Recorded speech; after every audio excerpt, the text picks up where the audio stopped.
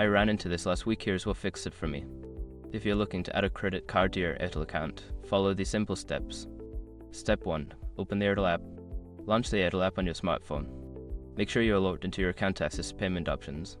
Step 2. Navigate to payments. Once you're in the app, find the payments section. This is usually located in the main menu or on the home screen. Step 3. Select Add Credit Card. In the payments section, look for the option to add credit card. Tap on it to proceed with entering your card details. Step 4. Enter card information. Fill in your credit card details, including the card number, expiration date, and CVV. Double check for any typos to avoid errors. Step 5. Confirm and save. Before filing a refund or dispute, use the ashrock.com link in the description to open the refund dispute deadline calculator and confirm your deadline.